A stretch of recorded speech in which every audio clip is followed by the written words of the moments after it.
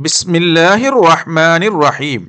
திரு ஃபைசுல் ஹபீப் ஹாஜா ஹபீபுல்லா ஷா அலைஹி ரஹ்மா அவர்கள் அருளியது.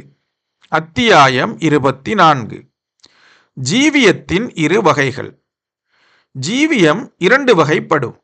உடல் சம்பந்தப்பட்ட மனு ஜீவியம் ஒன்று, அகம் சம்பந்தப்பட்ட மெய்ஞான ஜீவியம் மற்றொன்று. மனு ஜீவியம் ஸ்தூல சரீரத்தின் அழிவுடன் மறைந்து விடுகின்றது.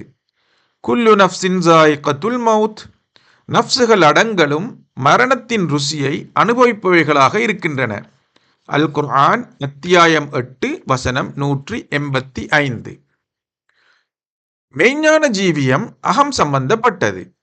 அகம் ஆத்மீக ரீதி பெற்று வாழ்வதிலிருந்து மெய்ஞான ஜீவியம் உண்டாகின்றது. இது மரணத்துக்கு பின்னும் அழிவதில்லை. அல்லாஹ்வின் அவுலியாக்கள் இம்மெய்ஞான ஜீவியம் எனும் ரூஹுல் குதுஸை கொண்டே வாழ்கின்றார்கள். ஃபலனுஹியன்னஹு ஹயாத்தன் தய்யிபா, மேலும் நாம் அதனை, அதாவது அஹத்தை, பரிசுத்த ஜீவியத்தை கொண்டு பரிபாலிக்கின்றோம் என்று அல்லாஹு தஆலா அல் குர்ஆனிலே அத்தியாயம் 16 வசனம் 97 திருவுளமாகின்றான்.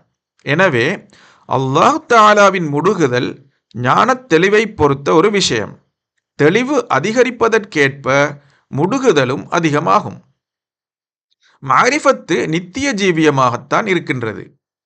ஒரு நாள் ஹஸ்ரத் அலியன் கர்ரமல்லாஹு தஆலா வஜ்ஹஹு ரலியல்லாஹு தஆலா அன்ஹு அவர்கள் நபி பெருமானார் ஸல்லல்லாஹு அலைஹி வஸல்லம் அவர்களிடம் தம் வாழ்நாள் வீணாகாமல் காத்துக்கொள்வதற்கான ஒழுக்கத்தை காட்டி அருளும்படி கண்ணீர் உகுத்தவர்களாக கேட்ட பொழுது அவர்களை நோக்கி நபிகள் பிரான் ஸல்லல்லாஹு அலைஹி வஸல்லம் அவர்கள், தன்னை அறிவீர்களாயின் உங்கள் வாழ்நாள் வீணாகாது, முடிவில் உங்களுக்கு அந்த ஞானம் உதவும் என்று பகர்ந்தார்கள்.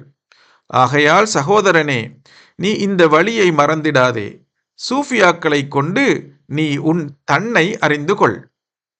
நபி பெருமானார் ஸல்லல்லாஹு அலைஹி வஸல்லம் அவர்கள் ஹஸ்ரத் அபூபக்கர் சித்தீக் ரலியல்லாஹு தஆலா அன்ஹு அவர்களிடம், நான் தாங்கள் யாவரிலும் வரிசை பெற்றவனாக இருப்பது அதிக நோன்பினாலும் தொழுகையினாலும் அன்று, ஆனால் என் உள்ளத்தில் அமைக்கப்பட்டிருக்கும் ஒரு இரகசியத்தின் பொருட்டால் என்று திருவுளமானார்கள். யுலக்கிர் ரூஹ மின் அம்ரிஹி அலா மை யஷாஉ மின் இபாதிஹி, அதாவது மெய்ஞான ஜோதியை தன் கட்டளையால் தன் அடியார்களில் தான் நாடியவர்கள் மீது அல்லாஹு தஆலா பிரகாசிக்கச் செய்கின்றான் என்று அத்தியாயம் 40 வசனம் 15 குறிப்பிடப்பட்டிருக்கின்றது. இறைவனின் ரகசியம். நாயகம் ஸல்லல்லாஹு அலைஹி வஸல்லம் அவர்கள் கொண்டு வந்த இந்த ரகசியம் முக்கியஸ்தர்களாகிய தேர்ந்த மகான்களின் உள்ளத்திலே உதிப்பாக்கப்படுவதுண்டு.